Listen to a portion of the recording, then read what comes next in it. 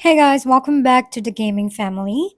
In this video, let me show you how you can fix Overwatch 2 voice chat not working. First, let's right click the volume icon on your taskbar, open volume mixer, and confirm the correct input and output devices selected. Next, in Device Manager, check under Audio Inputs and Outputs to update your microphone driver. Now in Control Panel, go to Sound, then Recording. Ensure your microphone is enabled and set as default. Adjust its properties in the Levels tab. Lastly, in the Settings, go to Privacy, then Microphone. Ensure microphone access is enabled for apps and desktop apps.